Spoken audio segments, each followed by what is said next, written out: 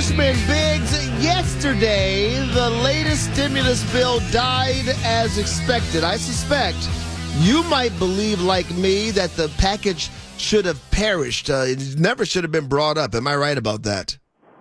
You are 100% correct. That was a bad bill. They were calling that, believe it or not, a skinny spending bill, and it was north of $700 billion in real spending, and then reallocating additional funds, taking it over to $1 trillion of spending. And I guess the Democrats wanted even more. It's something like $2 or $3 trillion. They want over $3 trillion. Over $3 trillion, yes.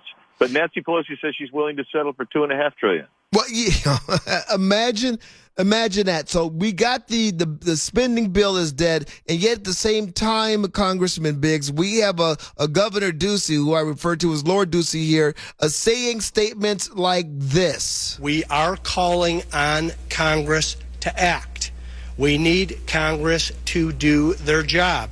They should stop playing partisan politics and get back to work.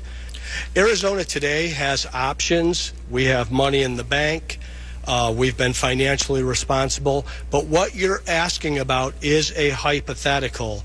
This is on Congress for them to do their job. That's the answer. It's on Congress. Plan ahead. This is on Congress.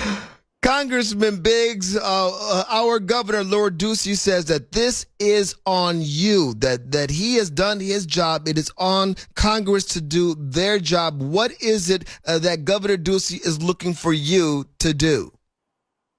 Well, he wants us to keep sending federal bonus money on unemployment benefits and then other money to the state.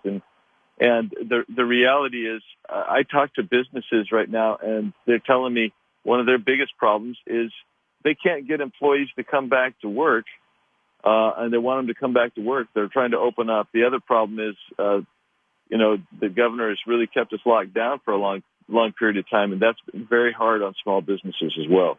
My question would be, if the numbers are as good as the governor says that they are, and when we check your website, Congressman Biggs, you always are giving us updates on the numbers.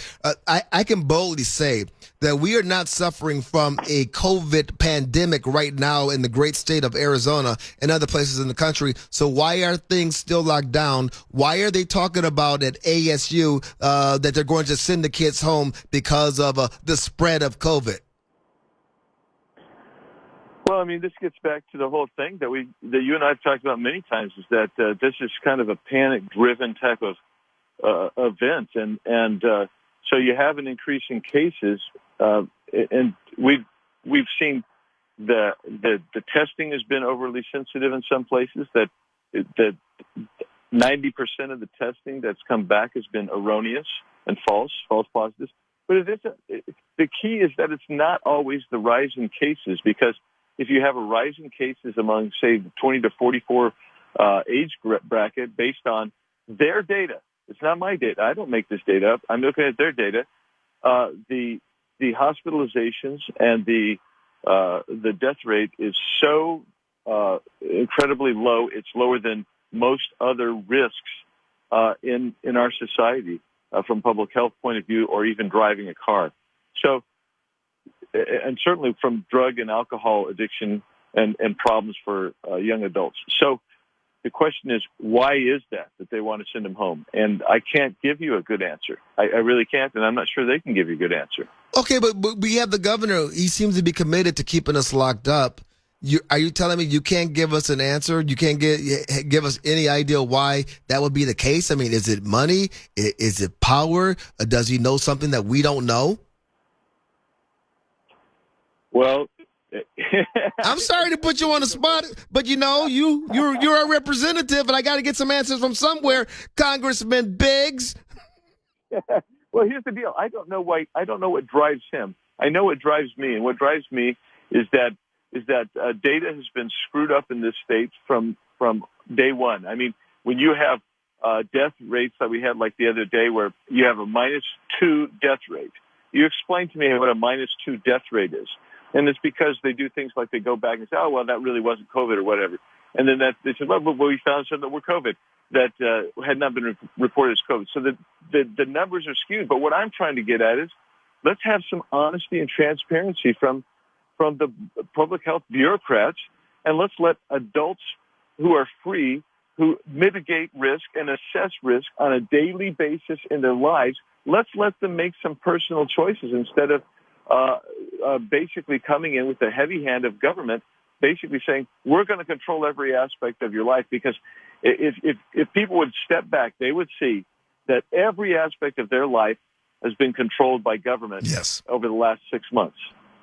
Yes, it's been creeping, but the heavy hand has been on us for the last 6 months. We have Congressman Andy Biggs in the central ring of the conservative circus. In your opinion, sir, would it have been better if the president of the United States had panicked all of us? You know, seeing that they're upset with this new Woodward book that he wasn't truthful with the American people. Should he have just panicked us?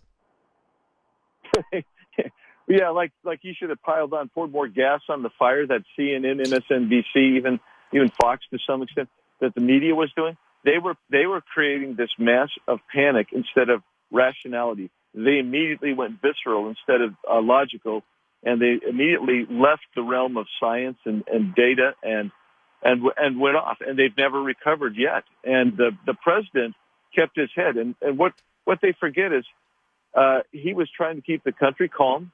But he was taking steps and measures immediately, and when he did, the left-wing media went after him. So he said, okay, we know that the virus is in Wuhan and they're coming over here from China, so we're going to stop flights from China. Oh, my gosh, that's xenophobic, that's racist. And they said he was overreacting to the virus. Think about that. And now they come back and say, well, he was lying because he was calm. He was calm, but he was taking action and steps. He immediately ratcheted up the PPE production. Yep. He got things going with trying to get the storage that we were supposed to have for emergencies that had been depleted under Obama and had never been restored. He immediately went about trying to set that up and get it going right, and basically trying to keep the country from going full panic mode, which was actually what you expect from a leader.